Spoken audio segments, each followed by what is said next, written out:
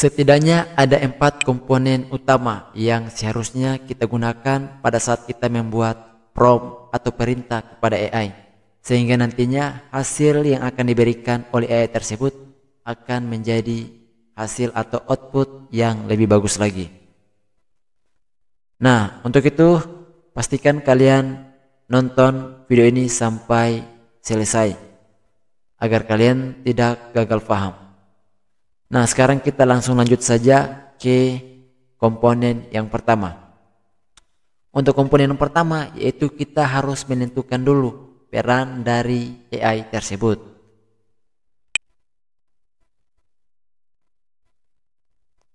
Nah, jadi untuk komponen yang pertama ini itu sangat penting sekali karena kita akan menentukan AI berperan sebagai apa. Entah itu berperan sebagai guru, sebagai penulis, konsultan, motivator. Nah, jadi apabila kita sudah menentukan peran AI pada saat kita membuat sebuah prompt, itu hasilnya akan jauh-jauh lebih bagus. Misalkan saya beri contoh pada saat kita ingin mencari obat untuk mengatasi sebuah permasalahan atau sebuah penyakit pada penderita penyakit MA. Nah, pada saat kita membuat perintah atau membuat prompt, misalkan langsung kita ketikkan perintahnya, sebutkan obat yang cocok untuk penderita penyakit MA. Nah, prompt yang kita buat itu sangat biasa dan itu tentunya akan memberikan hasil yang tidak terlalu bagus. Lain halnya apabila kita menentukan peran dari AI tersebut, misalkan tadi kan kita bahas tentang obat yang bagus untuk penderita penyakit MA, maka dari awal kita harus tentukan dulu bahwa AI ini berperan sebagai apa. Karena tadi kita ingin mencari obat, tentunya alangkah bagusnya AI yang kita tanyakan ini harus kita kasih peran sebagai seorang dokter yang memiliki pemahaman yang bagus tentang penanganan penyakit MA. Jadi kita ubah lagi promptnya, yang tadinya kita belum tentukan peran dari si AI itu, kita buat promptnya dengan memberikan peran kepada AI tersebut untuk menjadi seorang dokter. Misalkan saat ini kamu adalah seorang dokter yang memiliki kemampuan untuk mengatasi penyakit, khususnya penyakit MA. Maka setelah kita kasih peran AI-nya, kemudian kita lanjutkan dengan memberikan perintah selanjutnya, yaitu tolong berikan saya obat untuk mengatasi penyakit MA sesuai dengan yang kamu ketahui sebagai seorang dokter yang ahli dalam bidang tersebut.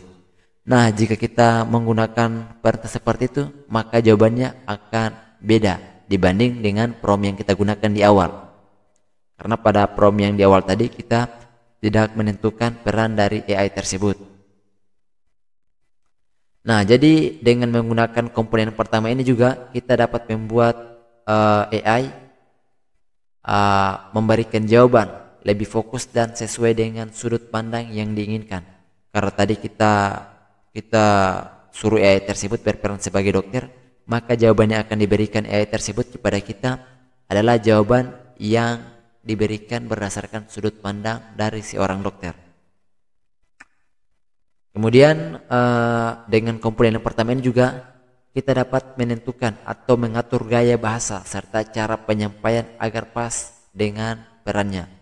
Nah, jadi AI tersebut akan mengatur cara bicara, gaya bahasa, karena dia sudah diberikan peran sebagai seorang dokter.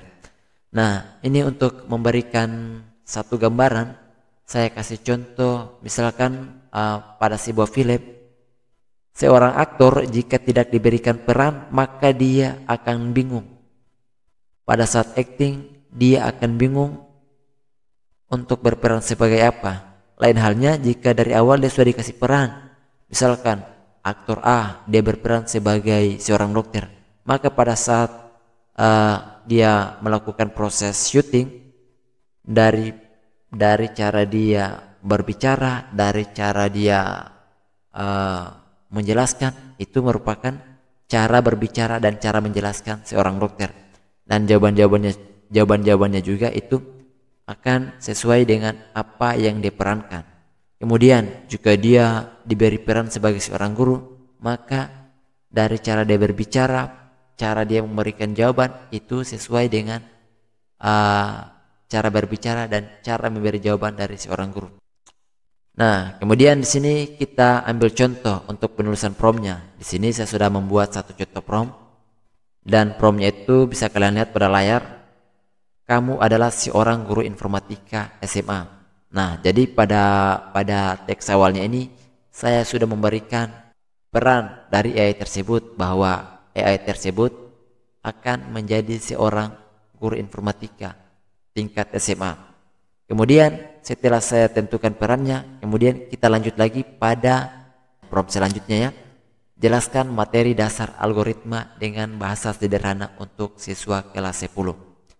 Nah, setelah kita memberikan peran kepada AI tersebut, maka selanjutnya kita bisa memberikan permintaan sesuai dengan apa yang kita inginkan. Maka jawabannya akan jauh lebih bagus karena itu jawaban yang diberikan berdasarkan peran yang sudah kita kasih di awal. Nah, sekarang kita lanjut pada komponen yang kedua, yaitu tujuan atau output hasil yang sudah kita tentukan dari awal. Nah, pada saat kita membuat prompt, alangkah bagusnya kita menentukan hasil apa yang kita inginkan. Misalkan nanti untuk hasil outputnya itu kita inginkan dalam bentuk ringkasan. Kemudian kita tentukan juga mungkin dalam bentuk artikel, ataupun dalam bentuk ide-ide yang kreatif, ataupun soal latihan, dan lain-lain.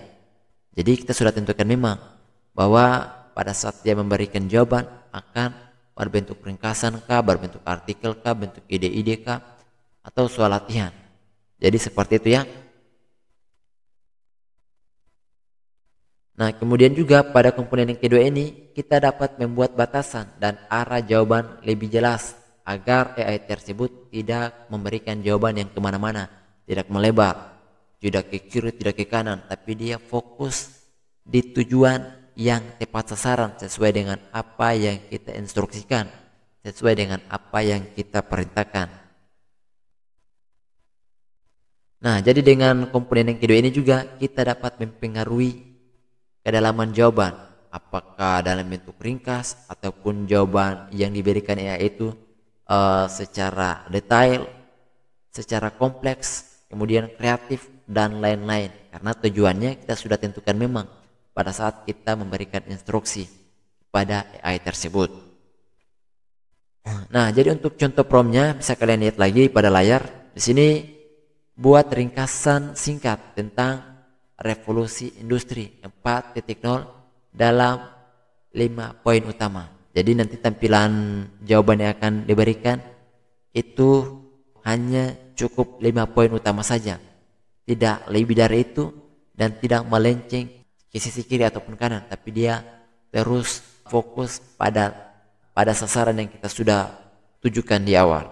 Kemudian poinnya juga sudah dibatasi dari awal, yaitu cukup 5 poin saja, sehingga dari 5 poin itu merupakan jawaban yang paling relevan, yang paling berhubungan dengan apa yang kita inginkan.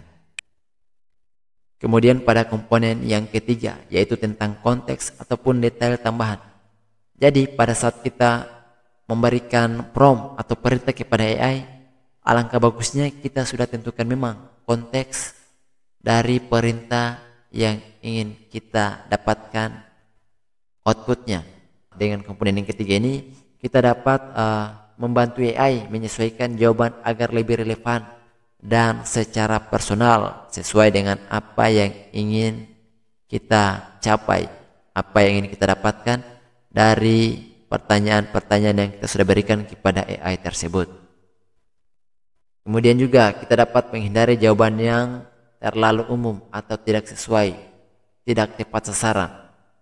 Nah, dengan menggunakan komponen yang ketiga ini kita bisa menghindari hal-hal tersebut ya, sehingga nantinya pada saat kita mendapatkan jawaban dari AI itu adalah jawaban yang sesuai konteks, sesuai detail-detail tambahan yang kita sudah tentukan pada saat kita memberikan instruksi ataupun perintah ataupun prompt pada AI tersebut.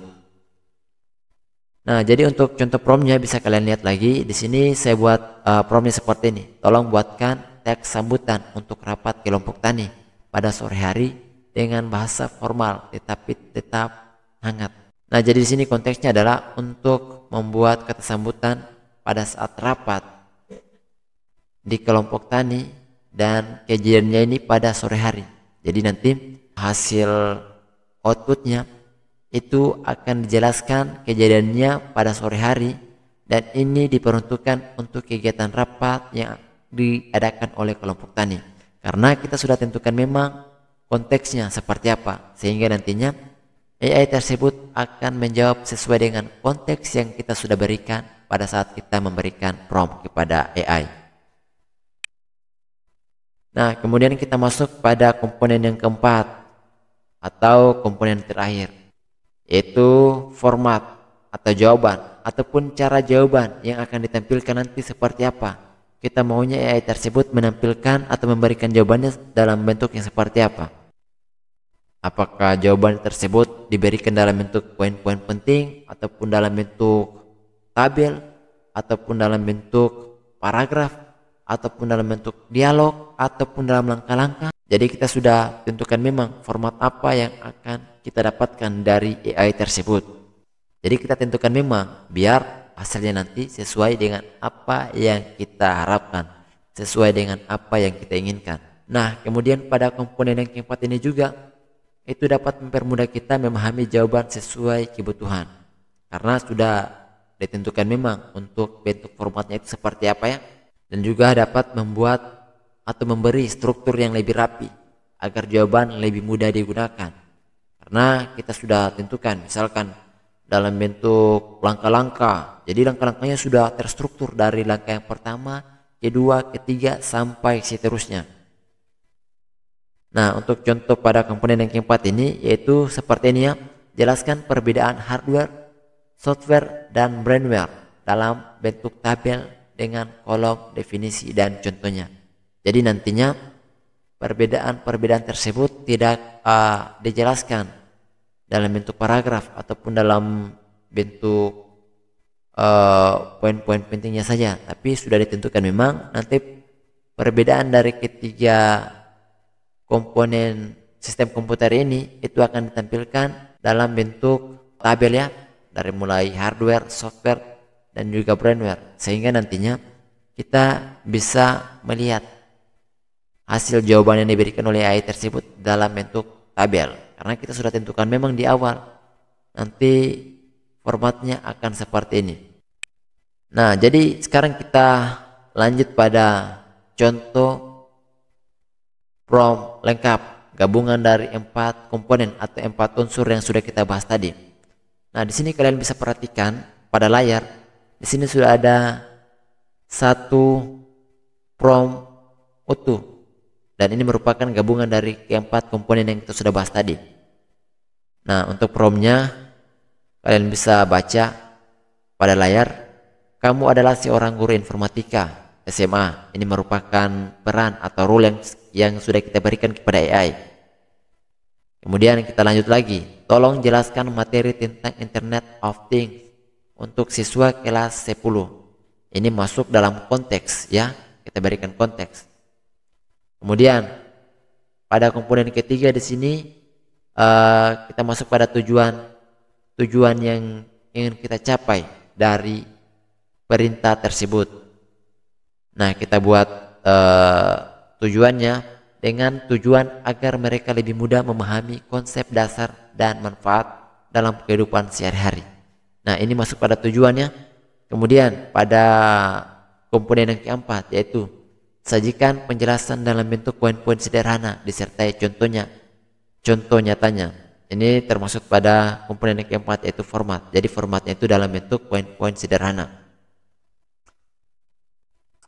Nah, dari prompt yang kita sudah buat tadi, maka AI akan menjawab dengan gaya bahasa guru SMA. Kemudian juga AI tersebut akan menjelaskan konsep dasar IoT sesuai tujuan yang kita sudah sampaikan tadi. Nah, selanjutnya itu akan disesuaikan dengan siswa kelas 10.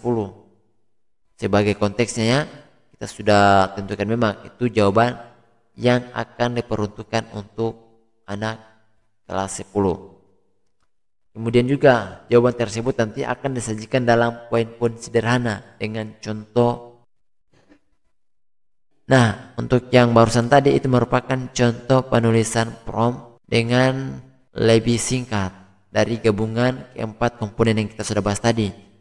Nah, sekarang ini adalah contoh prompt lengkap versi panjang dengan menambahkan gabungan dari keempat komponen yang kita sudah bahas tadi.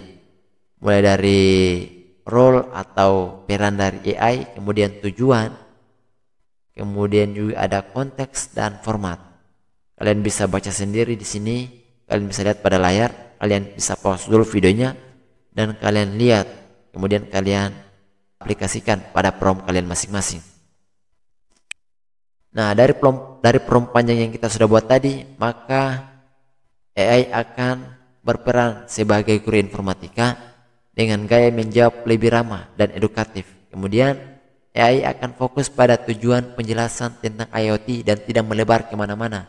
Ya, jawabannya itu tidak melebar ke topik lain. Dia tetap fokus pada penjelasan tentang IoT saja.